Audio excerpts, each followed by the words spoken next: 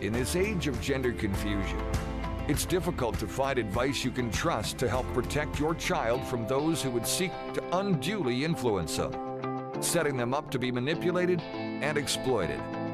On Unmasking the Trans Movement, we discuss, educate, and deliver the info parents want and need to help their children, grandchildren, and even themselves. Due to an unforeseen electrical storm, during the live recording of this interview with author and speaker George Carneal, a man who pulls back the curtain on what is really going on behind the rainbow curtain after having spent 25 years immersed and involved in the lifestyle.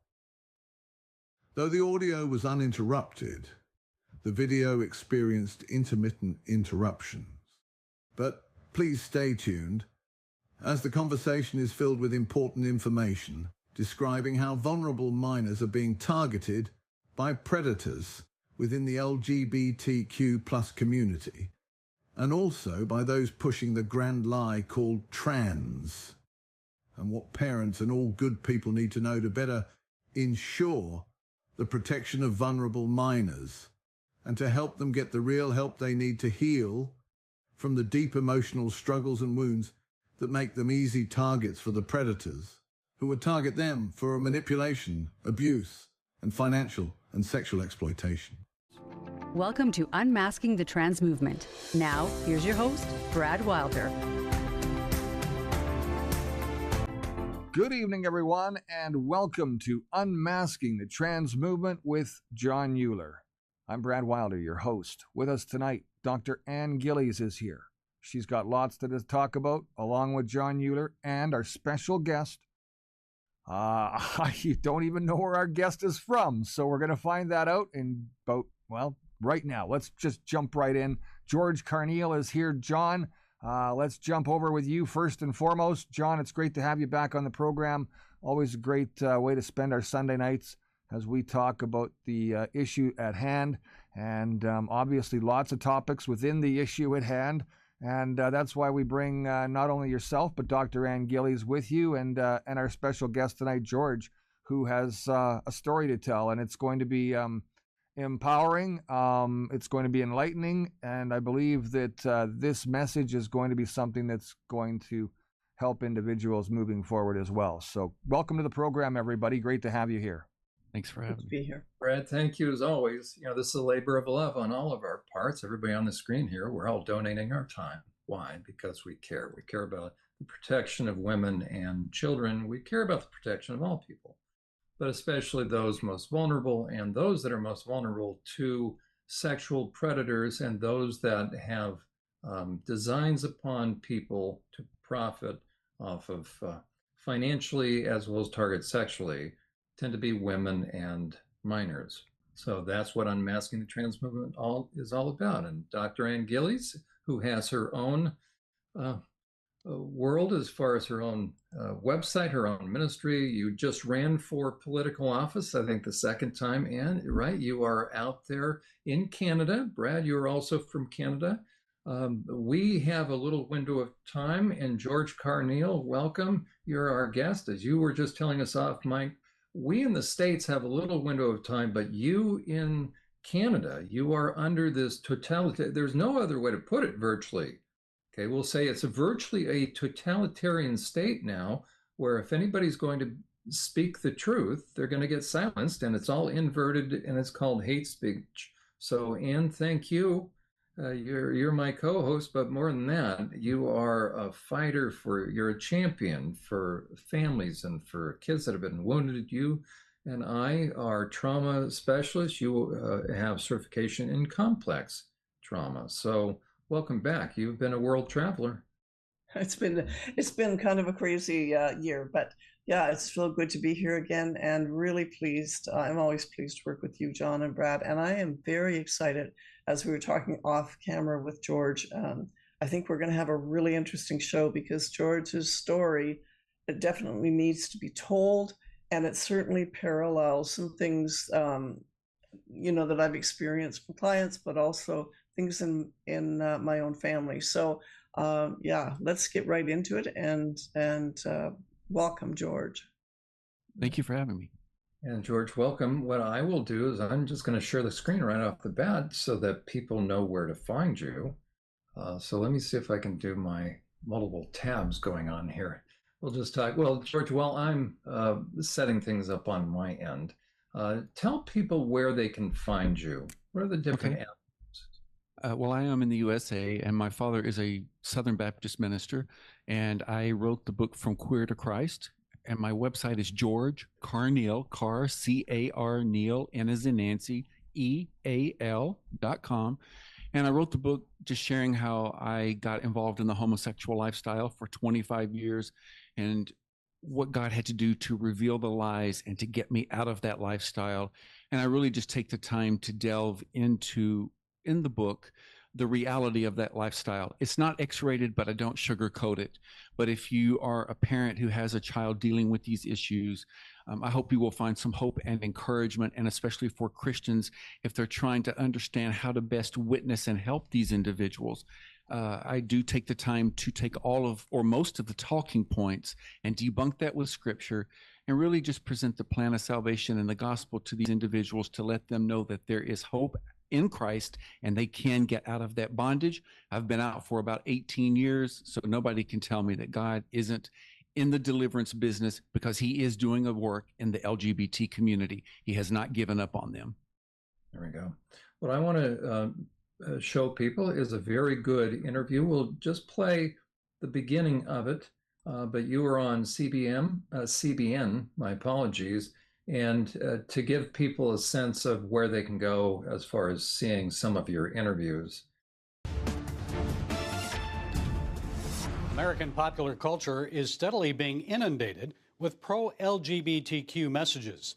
Marvel is pushing an on-screen same-sex kiss in a movie out next fall.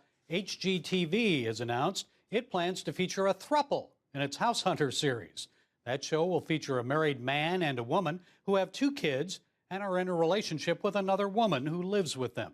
And then there's AOC. The New York Congresswoman recently pledged allegiance to the drag on RuPaul's Drag Race All-Stars show. I'm Alexandria Ocasio-Cortez, and I pledge allegiance to the drag. Here to set us straight on these cultural influences from the LGBTQ community is George Carneal. Raised by a Southern Baptist minister, Mr. Carneal spent 25 years immersed in the homosexual lifestyle. He is author of the new book, From Queer to Christ, My Journey into the Light. So, George, tell us, why is this onslaught from the LGBTQ community occurring in our culture at this time? It seems they've gone from fighting for societal tolerance to indoctrination, demanding that our culture embrace a minority lifestyle. George, so that'll be a perfect intro. If anybody can speak to these issues, there's a lot of issues that we hope to unpack. So let's talk about both in the US and then certainly what's going on in Canada right now. Talk to us about why the push into the culture in such a radical, aggressive, assertive way, the pushing boundaries. The best thing I can say, well, we know when you're living in a godless society and they hate God as it is, and they're really targeting the children. This is what I want to do.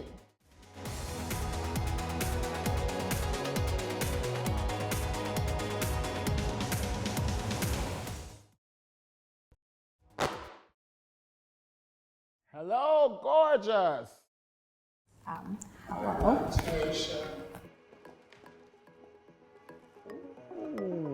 My advice to you is keep going. Learn your lyrics well. Give them face, give them choreography, give them a lot of energy. They will always remember your energy. Left foot forward. There you go. And chest up, head up. When you give them your face, just do it like it's a rainbow sweep, as in you're gonna take in all of this wonderfulness. Just like, there you go. Diva in the making. I love it. It's because of people like you that I'm here. You are my replacement. And you're gonna be wonderful at this. You're gonna have lots of fun with it. and it's going to take you to a lot of wonderful places. Take voguing classes. Oh, you take voguing classes? By the time you turn 12, you are going to be a weapon of mass devastation.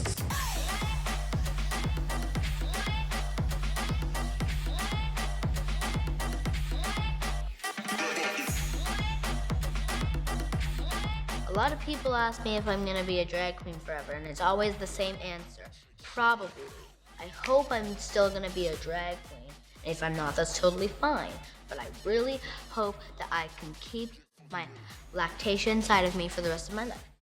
I was about 17-ish when I decided, well, not really decided to change my gender, just kind of started questioning. But I wasn't really sure if that's what I wanted, but then I met a bunch of older people who were like 30 plus, who were like, I was explaining how I was feeling, and they were like, oh, you're transgender, you're a man. And I was like, oh, okay. I mean, I didn't have a community, I didn't have a family. And that's when I found these older adult trans people, and they kind of made me feel like I had a family again, like a sense of community. And that's really why they had so much influence. As we celebrate Pride and the progress we've made over these past years, there's still work to be done. So to those of you out there who are still working against equal rights, we have a message for you. You think we're sinful? You fight against our rights. You say we all lead lives you can't respect. But you're just frightened. You think that we'll corrupt your kids if our agenda goes unchecked. Funny, just this once, you're correct. We'll convert your children. Happens bit by bit, quietly and subtly, and you will barely notice it. You can keep him from disco, warn about San Francisco, make him wear pleated pants, we don't care. We'll convert your children, we'll make them tolerant and fair. At first I didn't get why you'd be so scared of us turning your children into accepting, caring people, but I see now why you'd have a problem with that. Just like you worried, they'll change their group of friends. You won't approve of where they go at night to protests. Oh, and you'll be disgusted so gross when they start finding things online that you've kept far from their sight, like information. Guess what? You'll still be alright. We'll convert your children, yes we will. Reaching one and all, there's really no escaping it. 'Cause even grandma likes RuPaul. And the world's getting kinder. Gen Z's gayer than Grindr. Learn to love, learn to Vogue, face your fate. We'll convert your children. Someone's gotta teach them not to hate. We're coming for them. We're coming for your children. We're coming for them. We're coming for them. We're coming for your children. We're coming for them. Your children will care about fairness and justice for others. Your children will work to convert all their sisters and brothers. Then soon we're almost certain your kids will start converting you. The gay agenda is coming home. The gay agenda is here. But you don't have to worry. Cause there's nothing wrong with standing by our side. Get on board in a hurry. Because the world always needs a bit more pride. No, you don't have to worry. Cause there's nothing wrong with standing by our side. Get on board in a hurry. Because the world always needs a bit more pride. Come on, try a little pride. We'll convert your children. Then we'll turn to you, giving up the fear.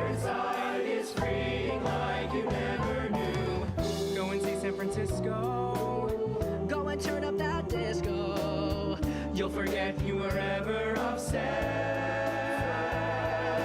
We'll convert your children and make an ally of you yet.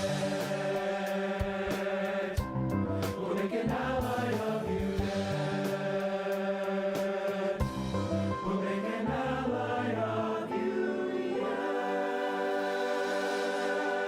yet. The best thing I can say, well, we know when you're living in a godless society and they hate God as it is, and they're really targeting the children. At just 8 years old, Nemes has already perfected his drag queen alter ego Lactatia, complete with a blonde wig and full makeup. And Lactatia and Mum Jessica join us now from Montreal. Good morning. Good morning. Got a pink wig on today, looking fantastic. We Good noticed morning, you were London. you were practicing a little bit of the voguing, Lactatia, earlier on. How far have you got with these lessons? Pretty far. Pretty far. He's doing pretty good. You want to show them a little hand performance? I have won two Vogue balls now. Okay. Very good. So can you show us a bit? Okay. Mom, Okay. I'm gonna move. Vogue with me. Okay. Let's Do Vogue. it with me. I don't Vogue.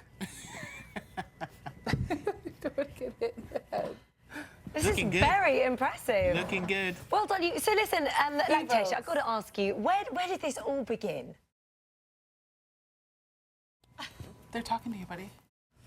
When did this all begin? When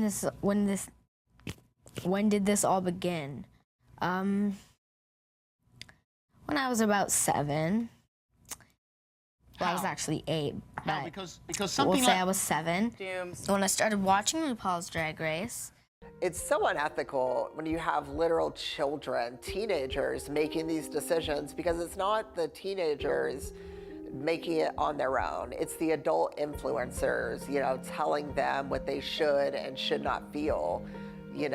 I know one person comes to mind who at 2 years old, they were saying that they were a girl and their mother was like, okay, fine, you're a girl, and socially transitioned them, and now they're a preteen and they're on puberty blockers, and their other sibling also came out as trans a few years after that. It's like the kid is not really, I know 5-year-olds that think they're dinosaurs, you know what I mean? So sitting there, it's like one day you're a dinosaur, the next day you're a boy, and adults take it so seriously that they end up changing these aspects of their children that will have lifelong repercussions. Yeah, and I love going up on stage. So where can you go and on I love stage? seeing people. Because you're going to, whereabouts is it that you're going? You're going, is it Mexico or something that you're going to? Oh, yeah. Yeah, we're going to Mexico. What's the name of the festival you're doing? Mandragora Fest. Mandragora Fest. It's really limited where he can perform because, he's actually 9. His birthday was a few weeks ago. And, he can't perform really in Montreal because, it's an 18-plus club. How old were you at this time, Will? About 6.5. The cross-dressing that your relative was doing of you happened for a 2.5-year period, starting at around 4. Mm-hmm. It was a 4-year-old, 5-year-old, 6-year-old kid. And they don't know anything. They don't even know what they want for breakfast, let alone, about wearing a dress and the effects it's going to have on the psyche. This is child abuse. Let that sink in. It's emotional and psychological child abuse for anybody to cross-dress a boy or cross-dress a girl and tell them they can become somebody else or infer that they can or suggest they can or play that they can. This is damaging to the brain. And it alters the brain at the level of where our identities are being formed and people don't ever get the proper effective treatment they need to rewrite the wrongs that were done by a parent or a relative or sometimes even a sibling. Sometimes older siblings are cross-dressing their younger siblings. Can one instance of cross-dressing leave a wound, or would you say it has to be? I doubt that. Okay. I doubt that. I think it has to be repeated, and I think it has to be kind of flourishing where everybody in the family's involved, and you've got this going on, and so there you are. So I don't think one incident is going to do it. Like kids be kids, You know, kids don't need to worry about their gender or their future in that way. Just let them live their life and stop pushing an agenda on them about affirm. You know, just let them live.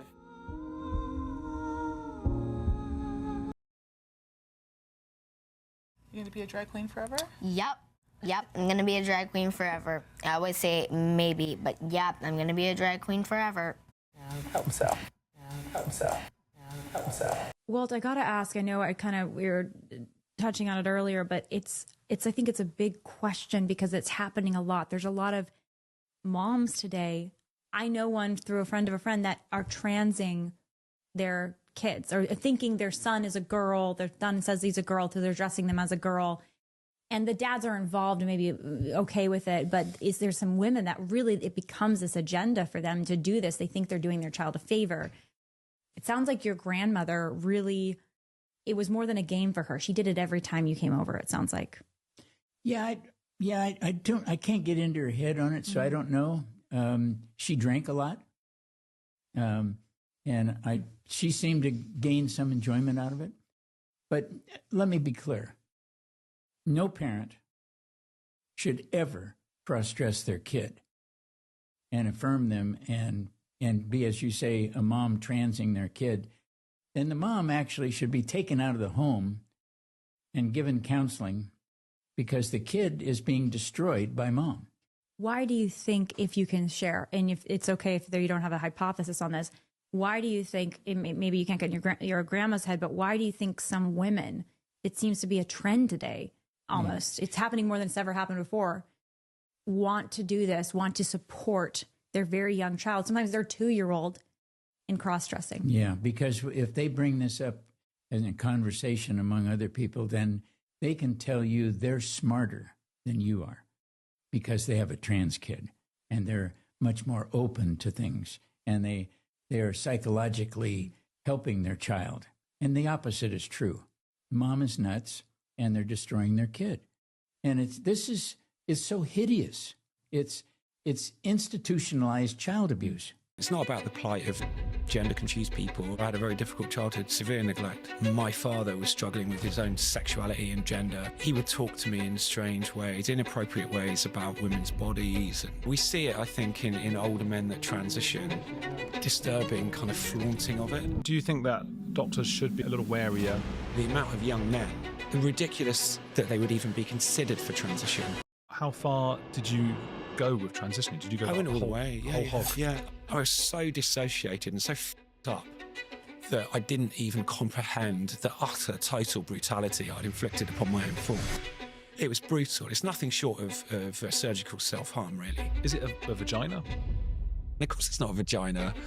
I think that this is fundamentally an attack on truth. And my story is just so complicated, I couldn't possibly get into all the nuances. The point is I was in and out of the closet, in and out. And by the time I moved to the lower mainland of British Columbia by the city of Vancouver, which is a very metropolitan liberal city, right? Then I sort of was able to start expressing myself in a more open way once I got out of certain situations. Again, that gets into the complications. But I think this back and forth identity for me and the fact that I was held back was actually good because it forced me to remain tethered to physical reality. Okay, society itself and everybody around me forced me to concede that I'm a male first and foremost, right? So I could go on to sort of express any way that I want in terms of how I dress or makeup or whatever, but I was forced to concede I was male, and I think that is a good thing because I never sort of went off on to puberty blockers and synthetic hormones and who knows, Lord forbid, some sort of genital surgery or something like that. I never went down that route. So I'm a big believer in there are doctors out there who would call this the watchful waiting strategy, right? Sort of trying to assess whether or not a child really is transgender. But I'm like a little further beyond that. So I believe that not just with kids, but with adults, the starting ground for your identity or the starting place for your identity should be truth and a recognition of physical reality and the fact that if you are born male, you are male, you will always be male. How you want to express into the world, is quite another question. But the starting point has to be truth. It's pretty easy to get surgery and testosterone. Even with trans women, estrogen pills, like it's pretty easy. Now you can literally just walk into any doctor's office in pretty much any big city and walk out with hormones that same day without any real education. They give you a piece of paper that says all of the potential side effects and benefits and just tell you to sign it. Most people don't even read it. Puberty blockers that they use when you start puberty, which is anywhere from 9 to 12, for a breast removal surgery, you can be as young as 13. I mean, Lupron is the main puberty blocker that's given, and Lupron is also the medication given to chemically castrate sex offenders. And, you know, they were sued in the early 2000s for being a criminal enterprise and rebranded as a medication for transgender children as a puberty blocker. What happened when you began to schedule time to get a double mastectomy? I haven't had any top surgeries, but I did get approved for it. Okay, that's what it is. You got approved for it. I did. I got approved. And how that worked, it was scarily easy to do because I had just called a therapist and I had scheduled one appointment, for like a 30-minute session to talk about it. And I essentially walked in. I said, I identify as transgender and I want to get top surgery. And we chatted for a bit, maybe for half an hour. And at the end of the session, she wrote me an approval letter to send to my insurance. And then I got approved just like that. When you first started, you went in, you said to Planned Parenthood. Yes. And they gave you testosterone immediately. Yeah, I essentially just made a phone call and said, I want to transition. And it was immediately given. I got a prescription and went to pick it up like a week later. Did they ask you questions? Did they do any psychological testing? Did they ask you why? What was your motive? It was completely self-diagnosed. Well, self-diagnosed. I claimed that I had gender dysphoria and I wanted to transition, and they didn't really ask me any questions about it. I just called them and I said, when can I get this? And they just said they needed to write me a prescription for it and send it. And that's essentially you what had happened. no proof that you were I never gender saw a therapist dysphoric. about it. You didn't. Yeah, I didn't talk to anyone about it. Nobody medically professionally. I had just looked up. I did some like trans research, I guess, into the transgender community and everybody online, and they just seemed so happy and successful. And at the time, I didn't see any information on detransition or any like the negatives about it. And so I kind of got completely wrapped into that. I've seen, 5 or 6 therapists over the last 20 years. I've seen like 4 psychiatrists and like 5 doctors. None of them helped me dig into my past and understand my trauma. I had to do that shit myself. And then when I did, it's like everything came into color, all into focus. I had no idea about any of the side effects. No one, my doctor, my therapist, my surgeon, no one explained any of the long-term side effects of transitioning. I was born biologically female. I began transitioning and taking hormones when I was 18 years old. Growing up, I couldn't pinpoint what my issues were, and then I realized that it might be a gender issue. When I turned 18, I did go to Planned Parenthood. I just stated that I had gender dysphoria, and they gave me testosterone a week later. Before I went on hormone therapy, I wasn't required to see any therapist or any sort of a doctor at all. So about 1.5 years after I was on hormones, I decided to see a therapist about getting approval for top surgery. I walked in on one appointment for half an hour, and then she emailed my insurance for approval, just like that. Even at this point, when I was passing as a man, I still had these doubts in the back of my mind that said, what if you're wrong? What if you made a mistake? In the end, I decided not to do the surgery.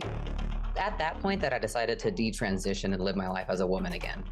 Even as an adult, it took me a long time to figure out who I was and who I wanted to be. Kids especially need to see a therapist before making any sort of permanent medical decisions like going on hormone blockers and surgeries especially. I mean, they don't even know what they want for dinner the next day, let alone what gender they are. The biggest mistake that I made was that I did not get the right amount of therapy or medical advice needed. These days, if you tell a parent if their child thinks that they might be transgender or has gender dysphoria, to wait and really consider it and maybe seek other therapy, you're just seen as transphobic now because you're not accepting people. We also interviewed more than 30 detransitioners who say they also had experienced regret including these 4 who hadn't met before now. How many of you feel that you were blindly affirmed? I didn't get enough pushback on transitioning. I went for 2 appointments, and after the second one, I had my letter to go get on cross-sex hormones. 2 visits? That's it? All 4 tell us they learned about transitioning on the internet, where there are transformation videos on YouTube, trans influencers, and forums. I've just never been able to be me, but I can now. For Daisy in Chicago, who says she started taking hormones at 18, everything was great in the beginning. After every step that you take, every milestone feels like $1 million. When I got top surgery, I was elated. When I changed my name, I was elated. But when everything that I had set out to do was done, I still felt incomplete. Garrett from Baton Rouge, Louisiana, went from taking hormones to getting his testicles removed, he says, in just 3 months. Yeah. It's all of these psychologists who are just failing me, and I'm watching moral cowardice, and it's nauseating. So we were taught that if a child comes to us and they are experiencing extreme gender-related distress, which, by the way, is very real, and I have compassion for people who have a deeply felt incongruence between their sex and how they perceive themselves and want to be perceived. I am trained that for when a child comes into my practice, let's say they're 12 or 13, and they say, let's say that they're a girl, and they say, I am a boy. It's my ethical obligation in this profession to affirm them in their belief and to not act as a gatekeeper for their medical treatment. That's what you were taught. That is what I am taught at this university, and that is what is being propagated down from the psychological governing bodies in this country. Yeah, which is so sad because I've talked to so many detransitioners. I'm sure you've heard their stories. Yeah. And every single one says that there was a therapist who didn't ask questions, that checked off the boxes. And these therapists are so often hand-selected by the local gender clinic and then recommended by the local gender clinic. And so you're only going to the therapist that will completely, uncritically affirm this person's choice. And if they say, I also am anorexic, or I also have bipolar disorder, or I'm also on the autism spectrum, the therapist is not supposed to question whether that person really has gender dysphoria or whether they are really transgender. They're supposed to ignore all of that and say, yes, here is your letter of recommendation to go on puberty blockers, cross-sex hormones, get your breasts cut off, even as a teenager. That is what not everyone in the therapy world, but a significant chunk of the therapy world is doing today. And it sounds like it's because that is exactly what they're taught to do at universities. Yes, exactly. That is by design in this profession. And there are great therapists out there who will ask deeper questions and will walk with a child who has gender dysphoria and provide them good care. But those individuals are going against the ethical standards and guidelines in our profession. And they're taking a risk by doing that. If you question this at all, you get labeled really quickly, correct? You do, immediately as transphobic. Why do you think that is? I think that a lot of the transgender community, they push so much for acceptance that when you immediately, or anytime you start to question them, even if it's out of the kind of goodness of your heart to try and make sure that they're making the right decision, anything that goes against their narrative is just immediately labeled as transphobic. What happened after your parents found out? Now you go to grandmother only on supervised visits. Yeah. What happened next in your life? Yeah, well, my dad obviously he was a Los Angeles auxiliary policeman. He was a judo expert. He was an industrial salesman, strong guy, great guy. He decided that he was going to knock the dress out of me with heavy discipline. And so he was he was laying on some pretty hard discipline with a hardwood floor plank when I did anything wrong. He was really trying to do like a blacksmith would do to iron that you put in the furnace and then put it on an anvil and then shape it. He was trying to unshape the damage that Grandma did. He was only causing more damage because it was such severe discipline. I finally understood that my gender dysphoria was actually caused by my father. He was a meth addict. I had no idea until a few years ago when I asked my mom, and that was a huge part of it. He constantly struggled with his own masculinity. Like, he always acted like he had something to prove. All of his deep insecurities that he refused to face manifested externally and projected it onto everyone. Even his own son, right? I always remembered being absolutely terrified and hating being around my father. I developed this really intense coping mechanism of just disassociating. But the kicker was his adopted brother, Uncle Fred, found out about the purple dress. Uncle Fred was in his teens at the time, and he began when I was about 8 years old sexually molesting me because of the dress. When your uncle, your teenage uncle, was doing this to you, abusing you, was it kind of a thing of mockery because the word was out that little Walt was dressing up in a dress? Can you share more about that? I just think for him, it was, who knows, but it probably just seemed like I was fair game. You going to be a drag queen forever? Yep, I'm going to be a drag queen forever. I always say maybe, but yep, I'm going to be a drag queen forever. Hope so. Well, we know when you're living in a godless society and they hate God as it is, and they're really targeting the children, I think it's their hatred of God, the family unit, and just pushing the perversion. I really have to look at it as a spiritual battle, because those of us who understand that the enemy from the demonic side of things is trying to destroy everything that God deems good and to pervert and twist that, while at the same time making everything that God's word deems evil and wicked, pushing that to the forefront and making that okay and normalizing it. It's just really the flipping of good and evil. And it's a spiritual battle that we're really dealing with. From the online publication Redux, Top Trans Medical Association collaborated with Castration Child Abuse Fetishes, written by Genevieve Gluck.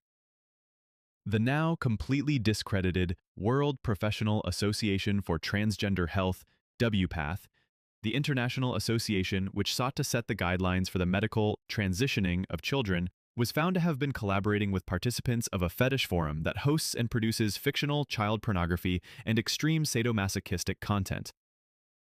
On December 3, 2021, WPATH released draft guidelines which included, for the first time, the category of eunuch as a protected gender identity. WPATH's updated 8th edition of their Standards of Care, SOC, which recommends medical treatment and services for those with a self-declared gender identity, describes the relationship between eunuch-identified people and other transgender people.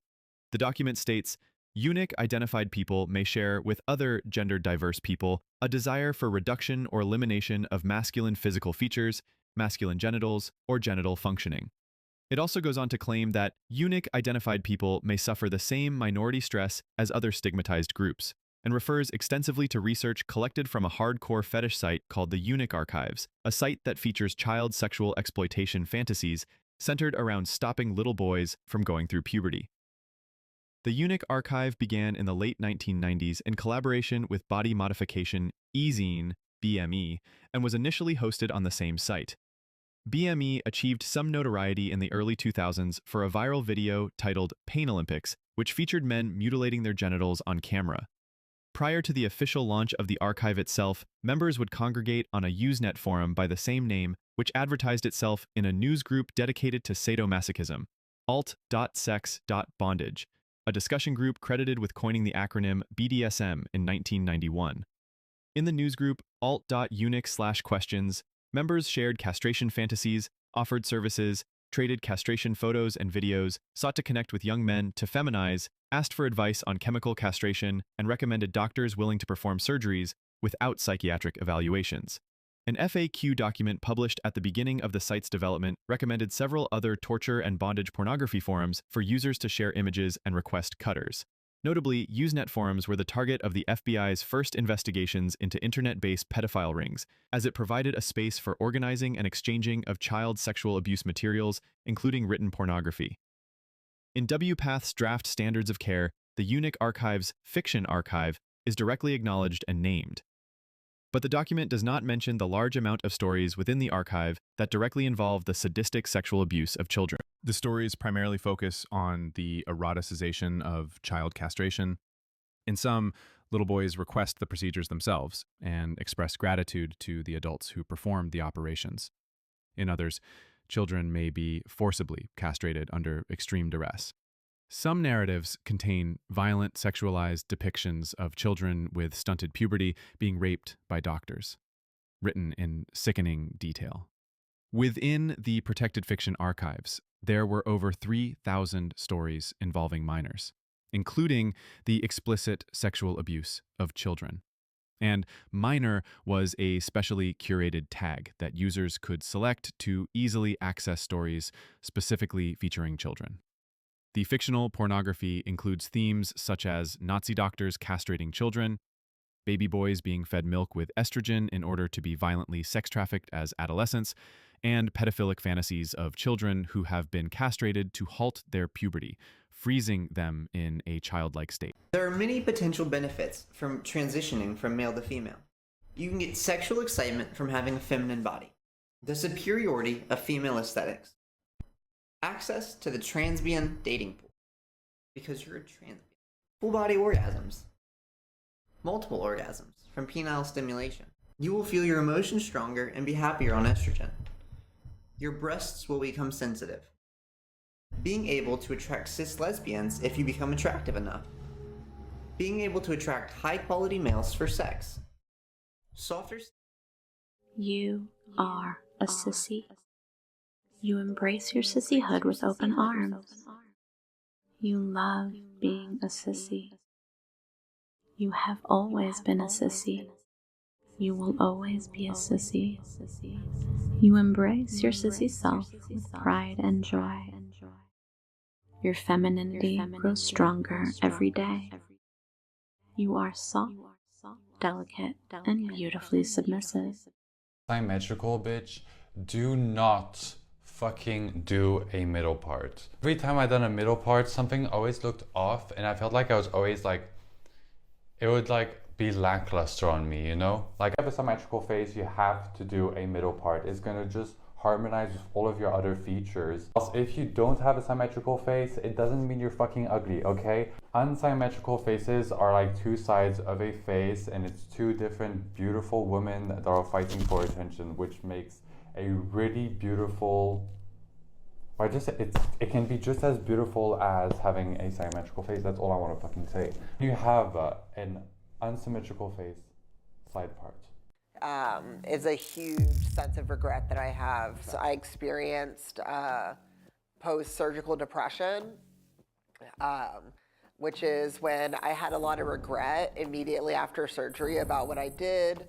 I started self-harming again, which I hadn't done in many years. And in 2020, right before, like a year before I decided to detransition, I tried to kill myself. And was almost successful. I put myself in a coma for 4 days, taking pills. And after I woke up from the coma was when I kind of accepted that something had to change. I had one therapist who stopped seeing me. After I told her I wanted to detransition, we had one session, and next thing I know, I called to make the appointment, and they said my case had been closed. And she wouldn't see me anymore. It's their agenda and what they want. And I think they're so far gone in their thinking, they don't care about how this is damaging and destroying lives. And if if this offends some people at home, I'm sorry, but there is an enormous overlap between homosexuality and pederasty, and indeed one often produces the other. There is enormous overlap in these kinds of abusive sexual behaviors that hurt the perpetrator and the person that they are with. Very often the person they are with is a child. There is an enormous overlap, and you're not supposed to say it, but every time we look into one of these gay choirs that does one of these diabolical things, we find sex offender, child rapist. There's a link. Every single time we look into one of these choristers, we discover some murky, hideous, dark past. There are now at least four of them, four of the people in that matrix of unrepentant, you know what, four of them who we now know are 4 sex offenders. The number is climbing.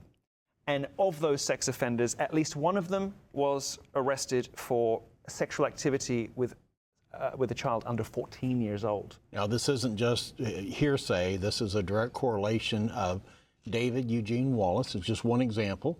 And this is his rap sheet, basically.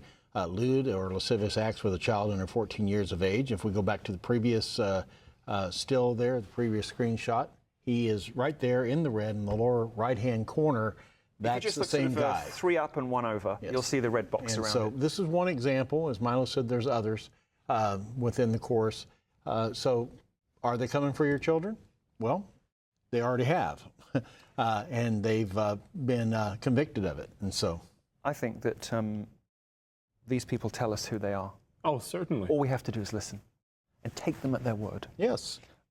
It's a spiritual battle that we're really dealing with. So even if we are battling the LGBT activists and the lawmakers who are fully in supportive of this, even the woke Christians, they really have no idea what they are supporting. And I wish the lawmakers would actually listen to the ex-LGBT individuals, especially the gays, lesbians, and those who are leaving the trans or detransitioning.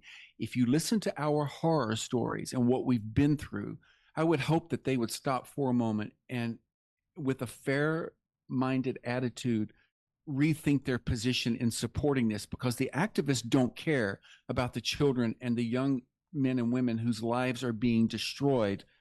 I have been there, not ever in that culture and not with those politics, but I know the world that they're living in, the world of people trafficking, of self-abuse, of drug taking, all manner of other horrible things that I can't say on a family show.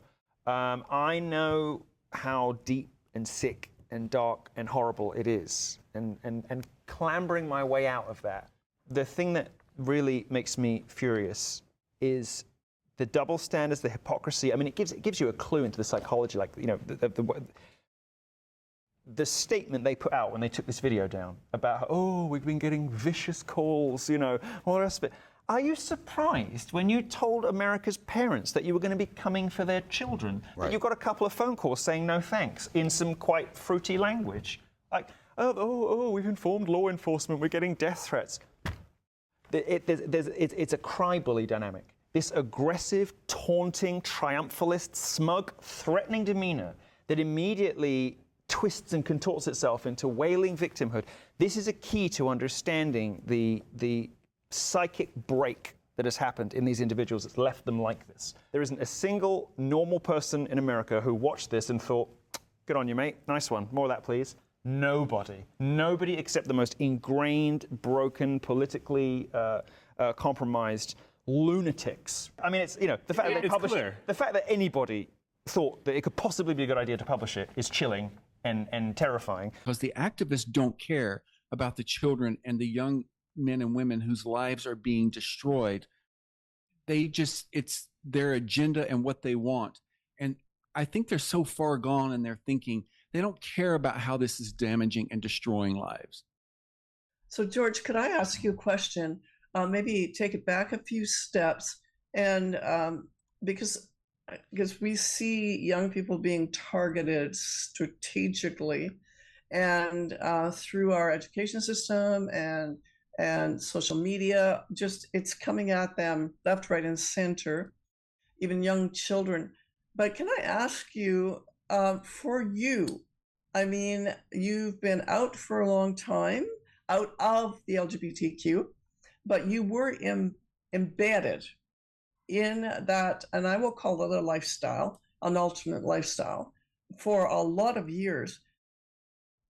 What do you see as the, I was going to say trigger point that led you into it, but you may not actually have a trigger. It may have been a series of events that really seemed to capture your heart and said, you know, so that it came to you that, hey, I must be homosexual, or, you know, what was it?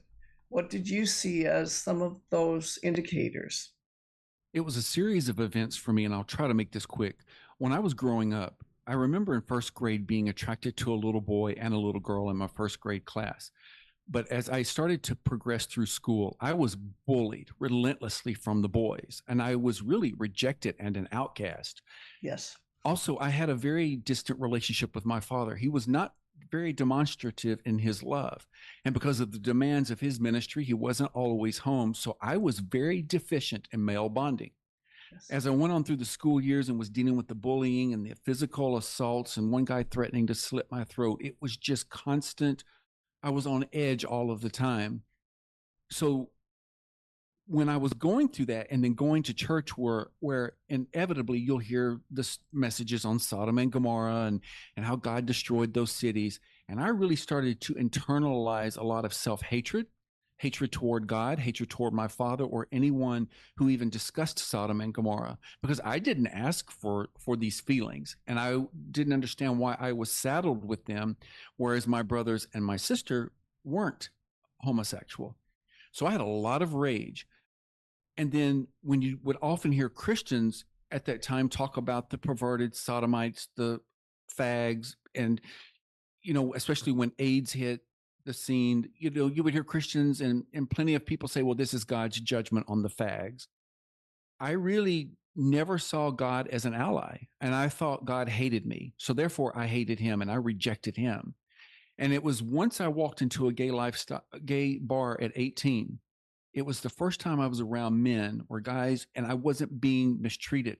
I was actually being welcomed into that world. That's right. Now, in hindsight, it wasn't for the right reasons, but I was dumb and stupid. I just knew that I'm in an environment where I now feel safe. Guys are treating me differently. And George, you just said dumb and stupid. Let me ask you this. Do you think it was dumb and stupid, or do you think it was finally you were able to relax and therefore you began to trust? Yes, that's a good way of putting it, John. Maybe naive was the better word. Naive, yes. Yeah. You started to drop your guard.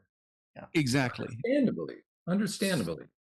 Yeah, so because it felt good, then I felt that this is right. This is who I am. And of course, we are bombarded with the "you're born gay" narrative from the LGBT activists.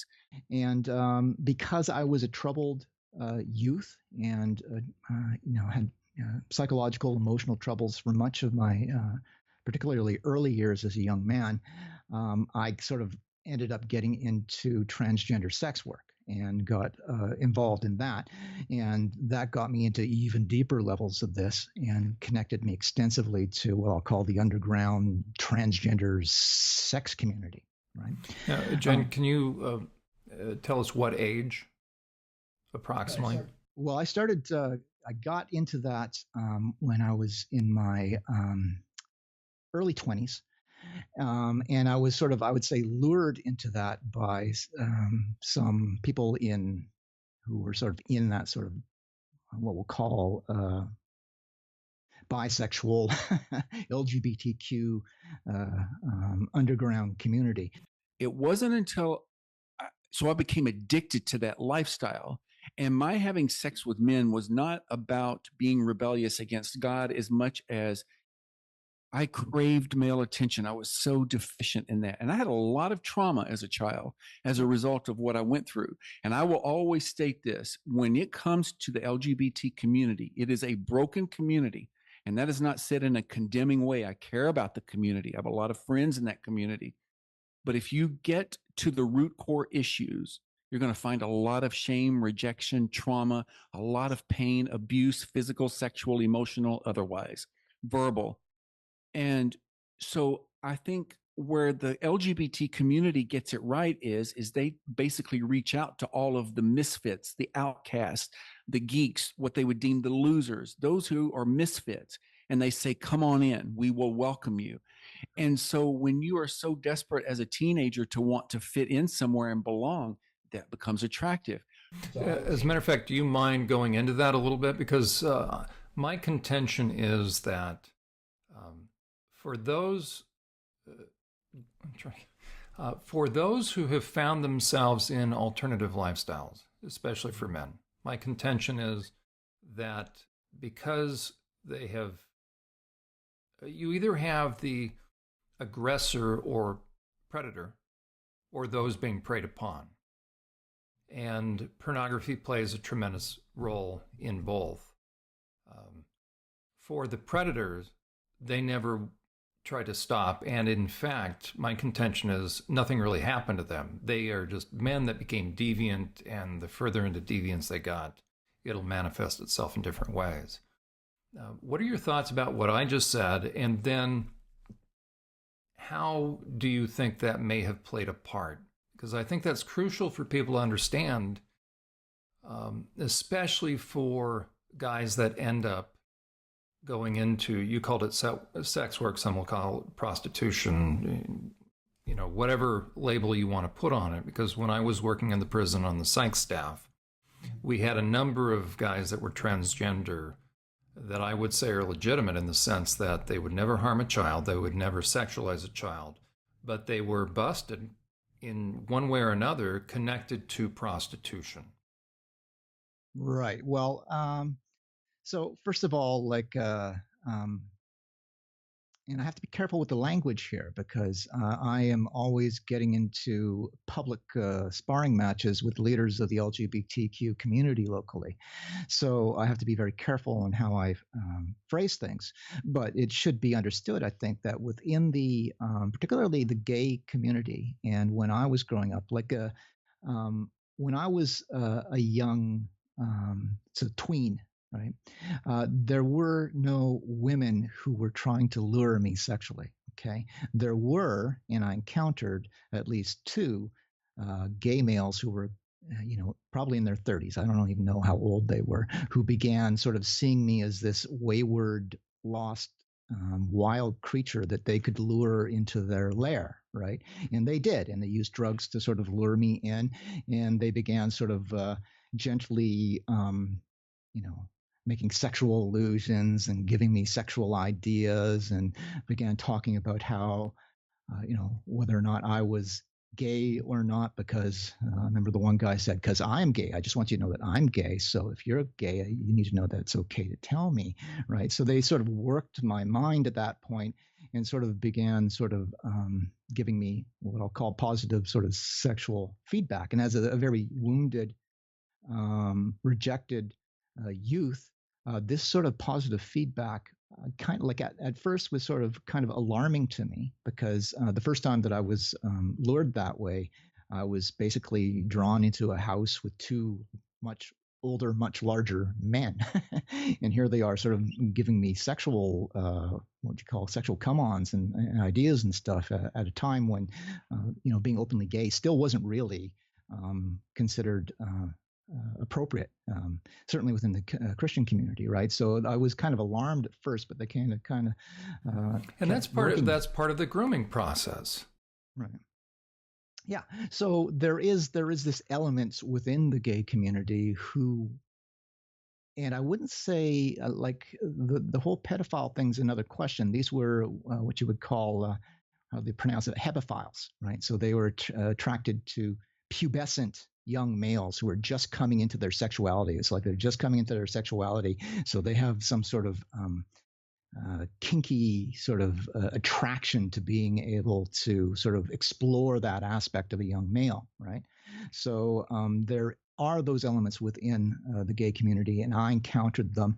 I only sort of flirted with it when I was, at that time, because there was just too many, like not just from the families that I lived with, but say my friends and stuff in school would never sort of accept that. So I kind of didn't fall into it completely. It wasn't again until I was a young man, and again I sort of got back into this community where I sort of explored it again, and found during the course of that whereas I had been horribly rejected my whole life, right up to being a young man, that I was like embraced and I was brought in, and suddenly I was the darling star, right?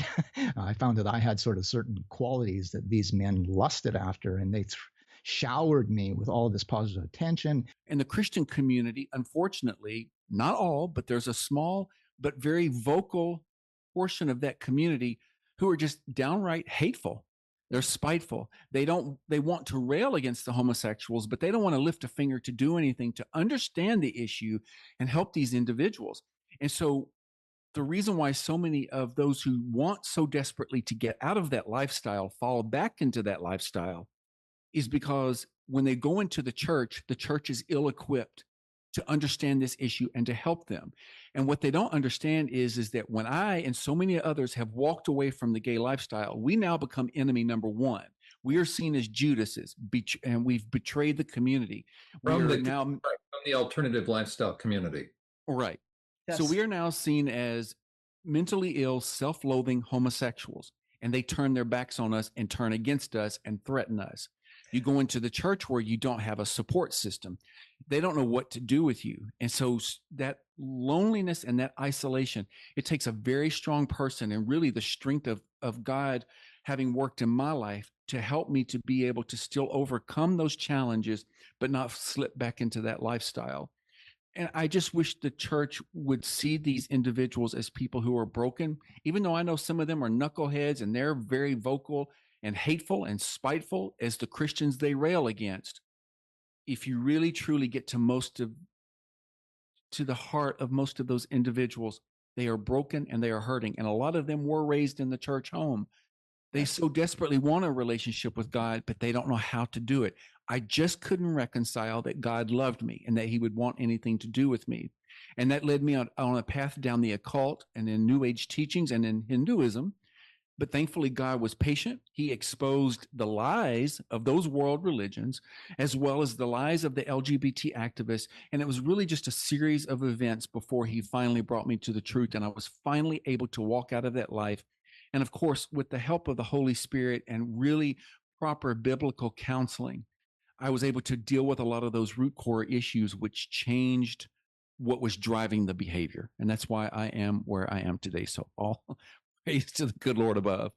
There you go. Now, before we go to this, John, can I just, I want to just make a couple comments to what George has said. You're absolutely right, George, regarding trauma and in that community and the number of Christians who raised in the church, let's put young people raised in the church who just kind of gravitate toward the LGBTQ. And I don't know, I'm going to put a plug in for this. I don't know if you're familiar with Restored Hope Ministries and Ann Edwards. Yeah, so I'm speaking twice next, the 20th of June. And the first one is a workshop, very interesting, on how trauma affects spirit, soul, and body, because it is so important that we understand the root. And one of the things that I've seen within the LGBT community is this desire. It's almost like this, well, it's more than a desire. It's like a mandate to suppress the idea that these individuals, many of them have been severely traumatized. It's like, you can't talk about that. You have to just accept yourself in the way your behavior as it is. Don't worry about getting help for trauma, because what happens is when they actually go for help for the trauma issues and get really good, serious psychological care, spiritual care, the other stuff, the behavior, the homosexuality, lesbianism begins to fall away. Like, it's like you deal with the root. And so that's one of the big issues. The other thing I'm speaking on there is identity theft. And so thank you, because what you've said is just reinforcing what we know to be true, but the whole Psychological Association, the APA, the CPA, they are just so not acknowledging anymore. They used to, but there is no acknowledgement of the root of some of the issues here. Not for everyone, but for a large majority. So yeah, thanks very much. Sorry, John, I interrupted you. No, I'm sorry. John, Right. may I just add one thing to what she said? And what they don't also acknowledge is the trauma you go through once you get into that lifestyle. Oh. Because that's a whole nother battle in and of itself, because when it comes to the lesbian side of things, the domestic violence, which they don't talk about, the gay men, the domestic violence, it's worse in the lesbian community. But you've got what we call in the gay vernacular, these bitchy, gay, caustic queens who want to try and tear you down. And that's why so many, you've really got to be on your guard. You've got to learn how to quote read people when they're ready to try to check you and take you down a notch. So there's a viciousness that goes on within the LGBT community that a lot of people don't know about. It's not this love and bubblegum and unicorn and glitter and rainbow kind of fantasy world that they think it is.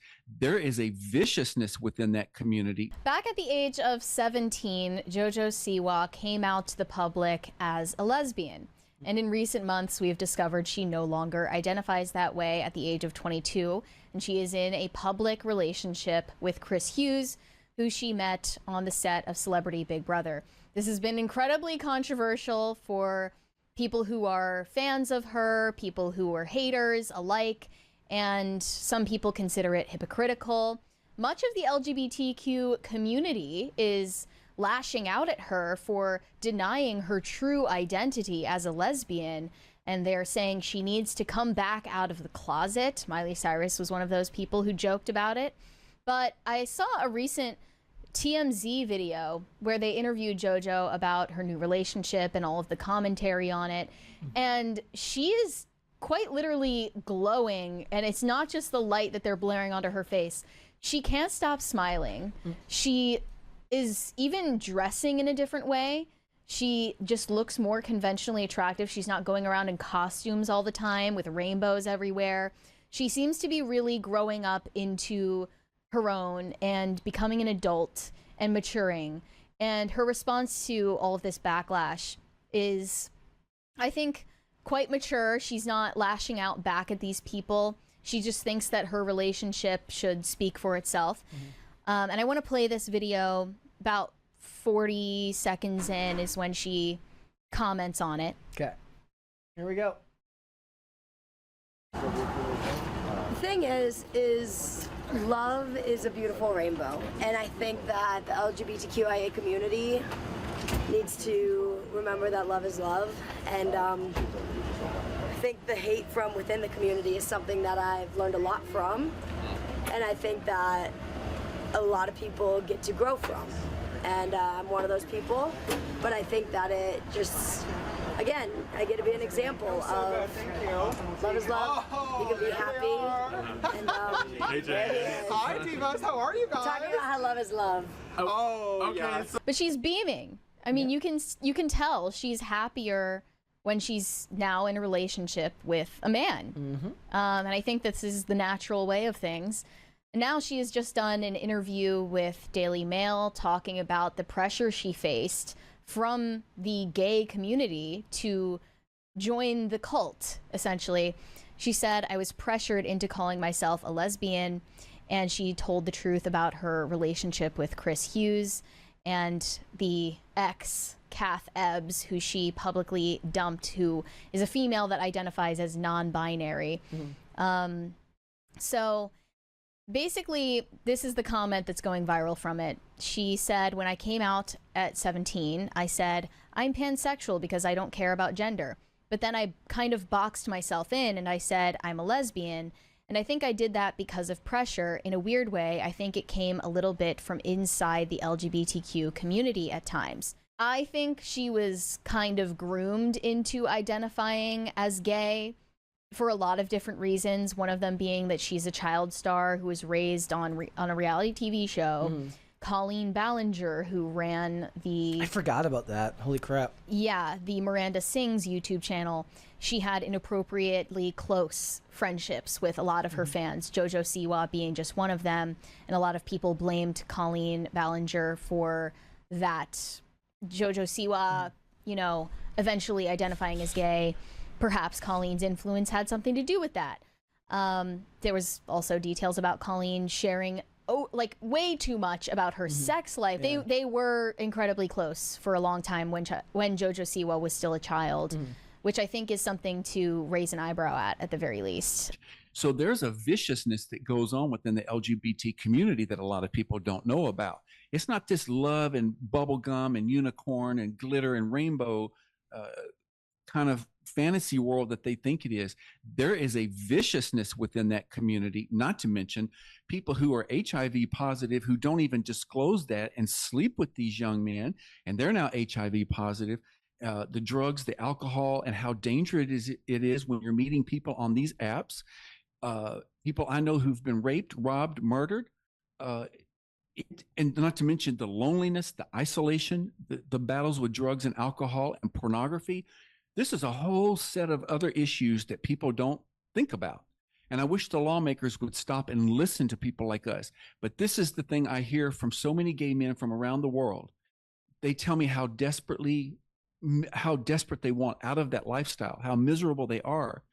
They are in shock that there are people who have successfully left that lifestyle, but the mainstream media will not highlight our stories. And I am censored at every turn on social media platforms, and it's infuriating. But we are out there and we are sharing our stories, and we want our voices to be heard. And if we can be put before the lawmakers to share the truth in a loving way, just say, hey, really rethink your stance on this, and here's why, I would welcome that opportunity.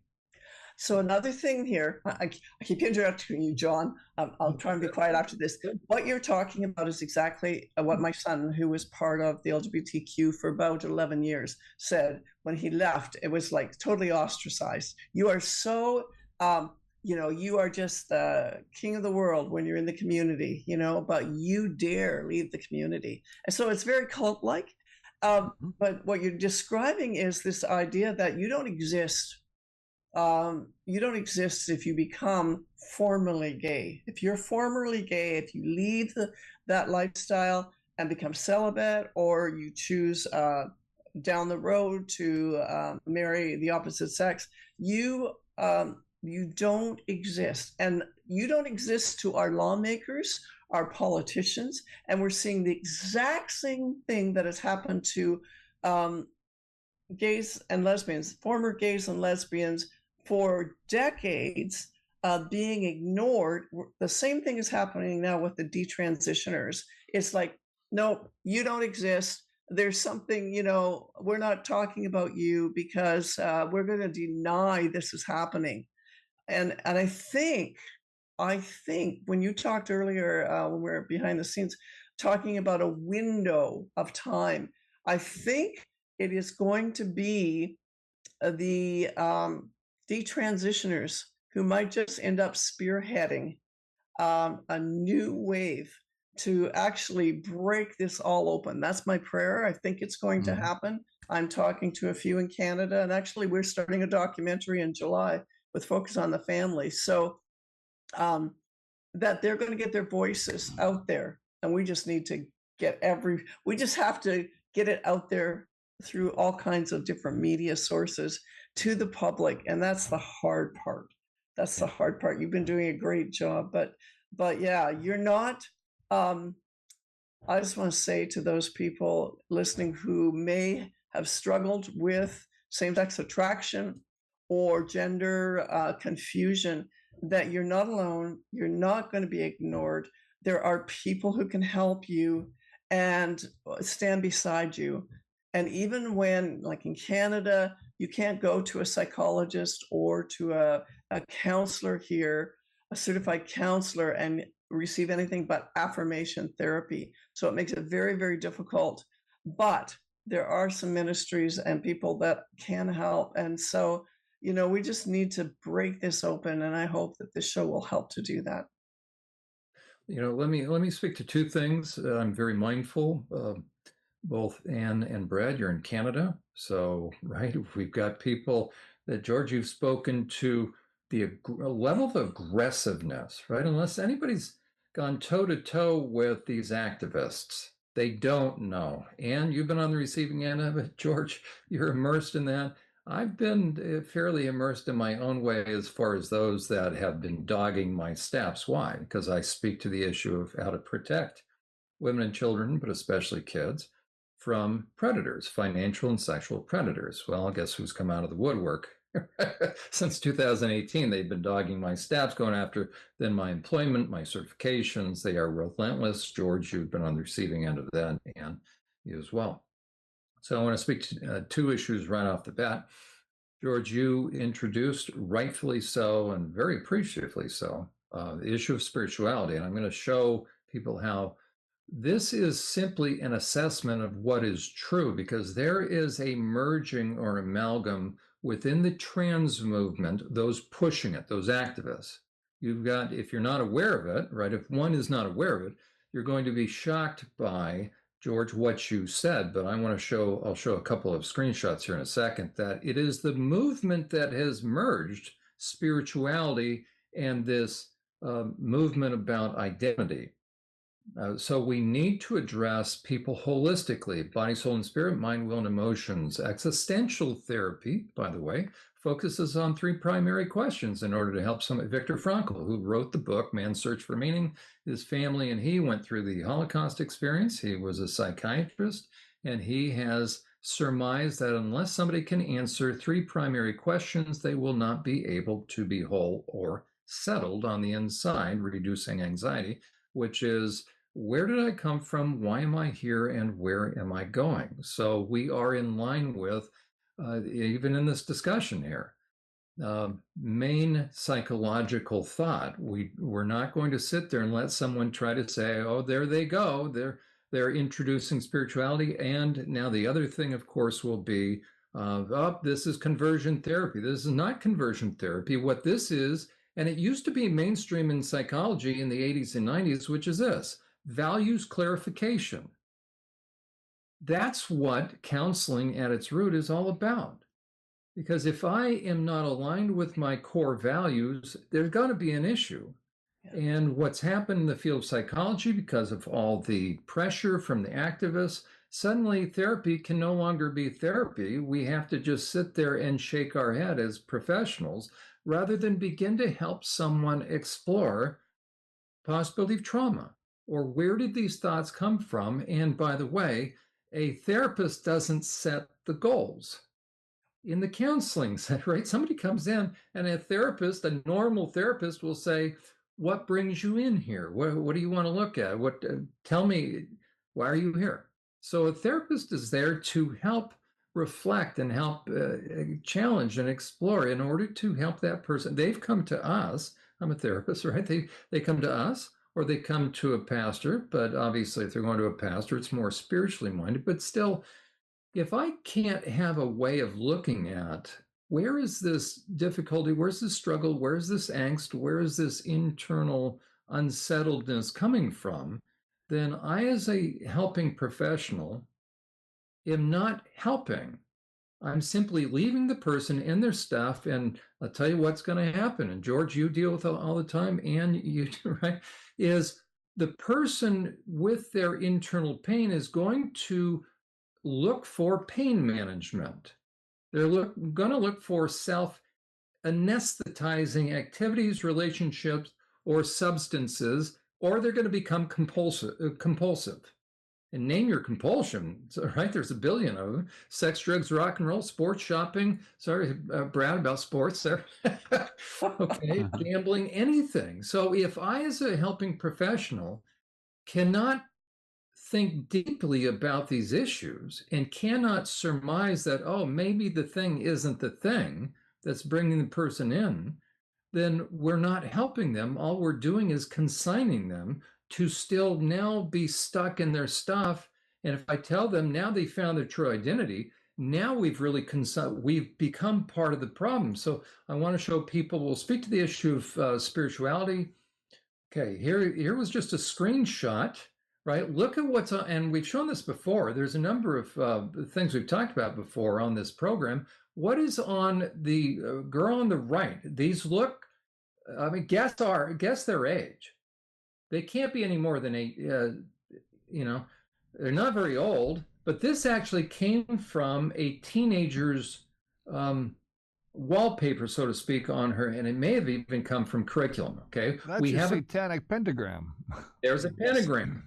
Okay, now, for those, again, think, well, George brought up the spirituality stuff. How about that? They used to sell these in Walmart. Satan respects pronouns.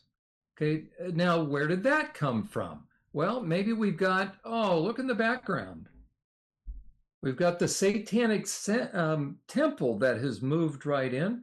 We've shown actually a banner, a flag, that also has the rainbow colors on it. And so predators are going to use anything, any opportunity. So it's not that George all of a sudden is going super spiritual, because we're not the way. If anybody's gone super spiritual, look at this. The After School Satan Club met for the first time here at Holmes Elementary. This has controversy brewing throughout the school district and the community. I let my kids believe in whatever the hell they want to believe in, as long as they're happy and it's not hurting them or hurting someone else. Christina Long sorts through her kids' bag. Got some pencils and we got a sticker. New school supplies from her kids' new group, the After School Satan Club. Did your kids have fun today? Oh yeah, they had a blast. They can't wait for the next one. It's sponsored by the Satanic Temple. The after-school program is popping up around the nation and in many schools that also give space to Christian groups. In Ohio, there's 3. Lebanon, Eaton, and now Wilmington. We look to Satan as a symbol for standing up to tyrannical authority. To us, Satan is a symbol. It's like Santa Claus or the Tooth Fairy. The new group isn't about conjuring up spells. Instead, June Everett, the After School Satan Club National Director, says it's about critical thinking, creative expression, and inclusion. We don't talk about Satanism, even though we are non-theistic, meaning we don't believe, again, in a supernatural Satan. We don't push it on the kids.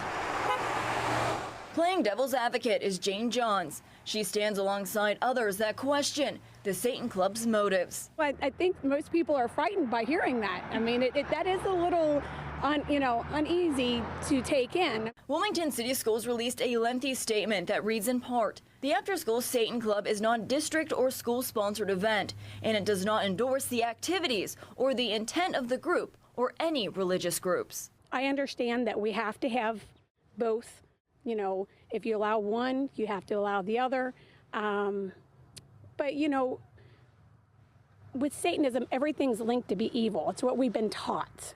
This sticker was one of many things passed out to kids in their goodie bags this afternoon, and this group will meet once a month. Reporting in Wilmington, Danielle Dindak, WLWT News 5. To tonight's original now, with in-depth reporting on a topic we've been watching. And tonight, it's an unexpected but powerful group which says they're fighting to protect the separation of church and state. The Satanic Temple. We told you about them before on this show. Remember, they're battling a lot of conservative movements by fighting for what they say is their members' religious rights. One issue we've seen them gain some traction on is abortion. They've sued states over access to it, even launching what they call the first ever religious abortion clinic network. Now, the Satanic Temple's taking on religion in schools, using new laws in several states to try and get Satanist ministers inside classrooms. Here's Maura Barrett. Tonight, the Satanic Temple wants to put its own ministers in public schools in both Florida and Oklahoma. It's a move in opposition to conservative lawmakers in those states voting to allow religious chaplains to serve in schools, essentially as counselors. Chaplains have a very specific role. 13 other states have proposed similar bills this year. The demonic-sounding group using this debate to push back on certain Christian ideals and its increasing overlap on public life. If they pass these bills, they're going to have to contend with ministers of Satan acting as chaplains within their school districts. Lucian Greaves, who uses a pseudonym to protect against threats, is a co-founder of the Satanic Temple. They are going to lose in court. The Constitution is unambiguous about this. You just cannot take a religious identity and cut it out from a public accommodation. They'll have to pay the attorney's fees, and frankly, they shouldn't be putting that kind of budget into this kind of culture war grandstanding BS. So we have to help people, and we have to help kids understand that they're dealing with more than meets the eye, and especially people that are more than happy to say, come over here, we're going to affirm you, when they think it's the young people may think it's a haven of rest, but meanwhile, it's like a Venus flytrap.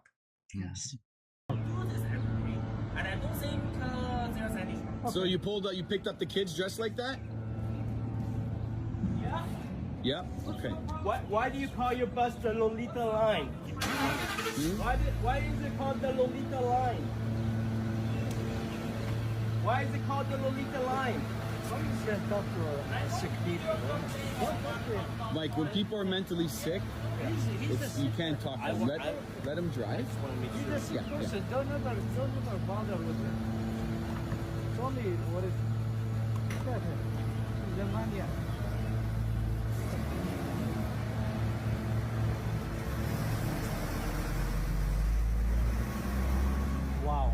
George, your thoughts about any of that?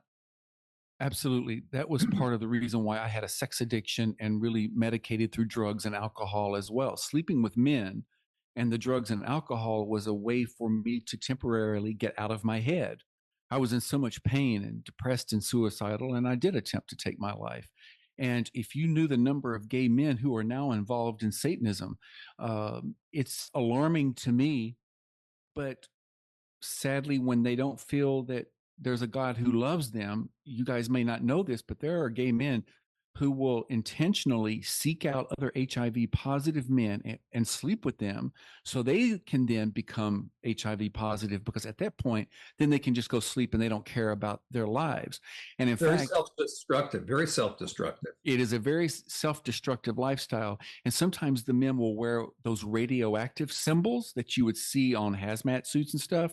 But what that does is it's sending a message to the others that I am HIV positive. And that's what that means. So it's very sad that these people have no hope. And unfortunately, the Christian community has really done a poor job of extending that love of Christ the way that Jesus extended his compassion and mercy to the woman caught in adultery. He did not mistreat her, but he still told her to go and sin no more. But what's sad is that so many, like you said, it is very cult-like. And when you are bombarded with the messages that you're gay, there's the gay gene, it's 10% of the community, there's the gay frog, the gay penguin. And then, of course, you will hear the liberal theologians take so much of God's word and twist and pervert it. This is what really messed me up. About the last 3 years, I was in a liberal church in Los Angeles, a Baptist church, and unbeknownst to me, they were pushing the agenda, but it was all under the guise of we're going to just have a class for the LGBT individuals, which I was elated. I wanted to find others who were struggling with the issue, because I was really ticked off at how the churches would have classes for divorced individuals and help those individuals through that pain and to rebuild their lives, but they would never offer that for those of us who were struggling with this issue. But sitting under those lies, I could no longer read God's word and really discern the truth of God's word, because my mind had been so twisted and distorted with the lies of the liberal theologians. But thank God, God was not giving me any peace. And through a series of events, which I talk about in the book, I really came to the truth, turned my back on that lifestyle. And that's when I found freedom, because I turned it all over to Christ. And so for the gay men who get mad at me, what they can't argue with is I spent 25 years in that lifestyle. They can't argue with my story.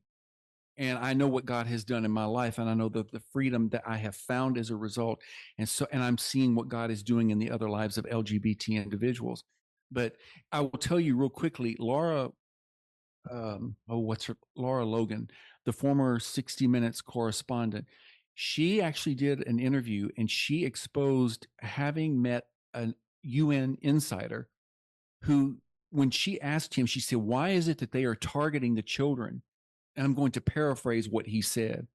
Basically, after he had gotten in and infiltrated and understood their thinking, they hate God so much that the only way they know how to get back to him or back at him is to go after the young children, because by destroying their innocence and raping or molesting them or doing the things that they do to them, it's their way of almost like punching back at God. I'm paraphrasing. But this is they have such a hatred for God that destroying the lives of children is perfectly fine with them. And that's their goal. Well, and I think as you speak, it just makes me think of some other things, that we see. And one of the things I believe God told me in 2018 was that, in 2016, actually, that this is all about the annihilation of humanity. Mm-hmm. And LGBTQ is part of it. But we have right from the womb, children are endangered from the moment of conception. They can, in Canada, they can be aborted right up into when they're in the birth canal to, the birth. And then you have, if a child's born, and then you have all of the things that come at them externally through the education. Then you have sex trafficking, which 25 years ago, who heard about this? It is so prevalent. There is such, and I so agree with you, George. This is such an evil mandate to annihilate humanity, and it starts with the children. In Canada, we have MAID. Do you have MAID? That's medically assisted, a death. Anyways, and euthanasia. It's euthanasia. Yeah, euthanasia, and they're bringing here in Canada. They're actually wanting to allow children with disabilities. I don't think the law is passed. No, they're gonna run that from 13 up until 18 is what they're taught. Well, 13 and beyond. It's at 18 and beyond now, but 13 to 18 is what they're going for. A new federal law in Canada will allow euthanasia for the mentally ill beginning in March of next year. That's not a Nazi move or anything. Well, actually, it is. It's shocking. Dr. Mark Siegel joins us tonight to assess. So, Dr. Siegel, after the Second World War, there was a lot of thought put into how can we prevent the medical establishment, which has all this power, from going completely off the rails as it did in Europe in the 30s and killing weak people. And yet we seem to have forgotten all those lessons, and now we're seeing it again. What is this? Tucker, it's not just the homeless, and you said the mentally ill. At the program north of the border, which I'm always afraid is going to spread somewhere, is medical assistance in dying. Euphemism, right? Started off in 2016, 1,000 deaths. It's 31,000 total so far, 10,000 last year alone. Thousands of physicians participating. We are at the bottom part of the slippery slope that those of us that were opposed to this in the beginning were talking about. Because at the beginning, when we were debating this back in 2015, it was communicated to be, something that was empathetic of people who were dying of terrible, awful, painful, torturous diseases, and it was going to give them a quick way out of an unsurvivable terminal illness. And now we have the Canadian government debating whether mature minors, these are kids that are 13 years old, can access MAID.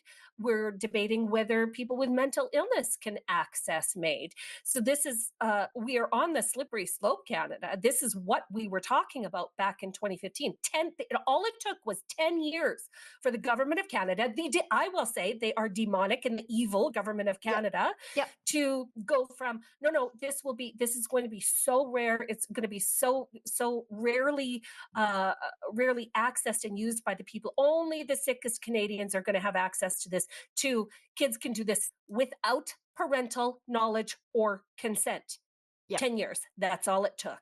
Yeah, that's as we have caught up to the most extreme jurisdictions in the world, like Belgium and Holland, in like warp speed in just a couple of years. So as you said, this went from people whose deaths were foreseeable, usually within 2 weeks of death. It's a sad state we're in here in Canada with that happening. Kids are going to be able to make decisions that they shouldn't be allowed to make. And the same thing is happening with their gender. Yeah.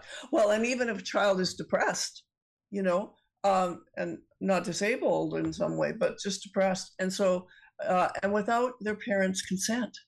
Can you imagine? Yeah, this all goes on at school, George. They'll say this, the counselors will take them, notice they're struggling, and it could be just that they don't like the way that their hair is done, and all of a sudden they're set up for the MAID program because some counselors read in way deeper than they ever should have. And again, these counselors at the school level aren't real counselors, in my opinion. I mean, they're great at helping kids through a lot of situations, but the reality is that you go to somebody like Dr. Ann Gillies when you're looking for real help. And I'm not sure about Canada, but here in the US, there are recorded instances of where if a young boy, for instance, even hints that he thinks he might be a girl, the counselors will start grooming him for that 9 months, pushing him in that direction, and they don't have to notify the parents. And then one day the parents come home and they're blindsided by the fact that their boy thinks he's a girl. And there have been teachers who've actually said on video, we know we only have 9 months to groom these children. They know exactly what they're doing. They're despicable, and I can't talk. My blood. So they bring up every time I think about it. So they bring up groomers from the States out of California to come up here and present all of this ideology to Canadians, from the teachers to the school boards to the parents. Even they've attracted some of the like-minded parents, but are they really like-minded? Or are they just going along to get along? There's a lot of that goes on in this country, and I think that's why we're still not standing on the street corners screaming at the top of our lungs about our situation and the tyranny that we're faced with. But look, we're here to protect the kids, and John says it every show. John, do we hate anybody? Right? No, not at all. We're all about the protection of women and children. And as a matter of fact, George, let me bring this up. I want to go back to a couple of screenshots quickly. You said, referencing kids, okay, what age category is going to wear Satan respects pronouns? And less people don't understand the importance of what you've said. Ann and I have talked about it, Brad as well, but since you're on our program, okay, if you think this is about love is love, the question is this, what can't you see in front of your eyes? That's the dangers, because if you can't see this, then you can't see that. Yeah. Right? If we cannot use our intellectual and our intuitive faculties, and that's what predators ultimately, and I don't care in what venue, what setting, they want us to discount our intuition. So eventually we think these are friendly men, but my 15 plus years working with sex offenders tells me what? That anytime you have a man that's willing to get naked with a child, or adults that play as though they're developmentally stuck, but with these 3 men, what do we know? We can't identify who they are. Can you spot whether or not any of these men are on the sex offender registry? And suddenly we say, what? I'm going to get out of this now, and I'm going to go into now one other thing to help people understand that what we're talking about is ultimately the dumbing down of intuition, which drops our guards.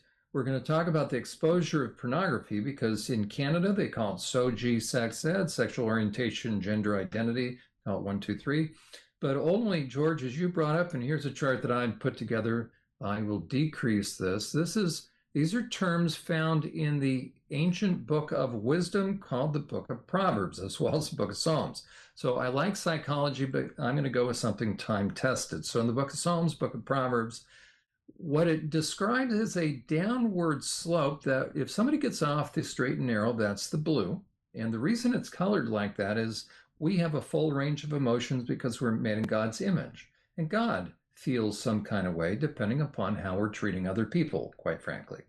So as goes respect of other people, so goes God's feelings about us and others, okay? So the more I care about others, I'm in the blue. If I start to allow self to grow, it grows like a snowball, and I'll start to morph, and I become very different because I've taken the brakes off my conscience. I don't benefit from having a conscience. You benefit from me having a conscience. That's how conscience works. It requires us to have self-control. Why? So we're not negatively impacting somebody else. So this is the way in the Old Testament, so biblically, people were viewed. And at the end of Proverbs chapter 1, written 3,000 years ago, it lists 3 primary categories of people. Modern psychology comes along and they changed the term fool for, I would submit, psychopath, white collar psychopath here, or you can have the bloody psychopath. So as someone is taking the brakes off self, they morph through these different stages. And by the way, if somebody's familiar with Jesus's words in Matthew chapter 7, verse 6, he says, don't take what is special, give to dogs, don't cast your pearls before, and there's swine. Okay, so we're not to interact with, we're not to have dealings with, we're not to be snobbish, but we need to be mindful that the more somebody moves from left to right, they're going to become steeped in self. And if you meet a selfish person, right, you're probably not going to fare very well the more selfish they are. And we think if somebody moves from left to right, extreme right, they become easier to spot. Actually, they will, or they become harder to spot because they learn the art of impression management. And so they go into politics, the ministry, psychology, teaching, whatever. Okay, so they actually end up looking more normal. That's why they can look us in the eye in a news camera, and they can make promises they never intend to fulfill. And as Ronald Reagan used to say, you need to be careful when somebody says, "Hi, I'm from the government. How can I help?" Okay, now you overlay this. So what's a selfish person? More selfish somebody becomes, more into the red. They're going to be into self-gratification in whatever way. It becomes all about them, me, myself, and I. In this day and age, they're probably going to be getting into some form of pornography along with other things. Okay, and what people need to know is, from my work with sex offenders, is you can now overlay the progression into sexual deviance. And sexual deviance means that now a man is no longer normal. He gets an erection the more he knows somebody is being harmed or negatively impacted. That's not normal sexuality. Normal sexuality is in the blue, where you care about the other person. That's why if the mood isn't there, a guy cannot get an erection. The more deviant somebody becomes, and over on the right are the sex offenses, they can only get an erection to the extent that they're negatively harming someone. So now, George, let me ask you, as we think about keeping kids safe, and this is talking about the school system, we're thinking both the US and especially Canada now, what role do you think that degree of deviance and deviant people, male or female, but let's say men as well, that are driven to obtain what they want? So they now are very much objectifying somebody. What are they willing to do? And especially with guys that have gotten into pornography. And George, off camera, you referenced, listen, we also need to talk about the female predators. Absolutely. We've referenced Karen Bondar on our program. If she ever wants to come on, we can talk to her and we can ask her why she's made all these videos, especially her series on wild sex. And it's just saturated with very deviant innuendos who are right in your face. Okay, so she's a female that has been doing this. Talk to the educator. Let's talk to lawmakers. Let's talk to those in positions of authority that can make a difference. What do they need to know when it comes to the entire issue of sexual identity, sexual orientation, gender identity, but the push into schools? Tell people really what's going on, especially with the material that's being put into kids' hands. Oh, there's so much to unpack there, so bear with me. There's my dump truck load of stuff. Other than that, go ahead. No, take your time. I will speak from me personally and then what I've seen. And you guys know this as well. It doesn't matter if you're gay or straight. You can start out smoking a joint and drinking a beer, but eventually, or looking at just a naked woman or a naked man. But eventually it no longer satisfies. And you start moving to the harder liquor, the harder drugs, the more harder pornography, the more deviant stuff, the more the S&M kind of stuff, the more depraved scenes, both in the heterosexual world and in the homosexual world. I've been in the clubs, I've been in the bars, I've seen a lot of stuff that I thought I would never, not so much even do, but I would be around or even knew that it existed. But I now know, even with the gay Satanists that I know of, it is sick and twisted what they are into and what they are doing. And it just gets more deviant. So of course, what I would say to the lawmakers, the adults will eventually get tired of doing this with other adults. The only natural course would be then, well, I need something new. Let's go with the children, maybe the teenagers first, maybe then start getting into the more toddler aspect of things. Because as we all know, you can eat a lot of candy, but after a while you get tired of that candy and you may move to pies or donuts. So I think the danger is unless we somehow put a stop to this and criminalize even the parents who take their children to these pride events. I don't know what they're thinking. They need a good knock upside the head. They've got a screw loose. That's the problem. And these counselors and these medical professionals who do these surgeries, they all need to be spent decades in prison, and CPS needs to be called. Just let me stop you. I like this guy. Oh, thank you. Right, he's shooting straight, so it's metaphorically, absolutely. I am really sick and tired of the apathy. The people don't seem to care. I still don't know why there hasn't been a mass exodus of parents pulling their kids out of the public school system. Bravo. And then you've got these woke Christians who sit in the church and they push it. And what they in essence are saying is that when it comes to even the trans movement, and I don't know how they justify this in their twisted minds, that God doesn't make mistakes. But what they're saying is that when a trans individual feels that he or she is in the wrong body, what they are in agreement with is that, yes, God made the mistake and we're going to support fixing God's mistake. I would hate to be them on Judgment Day.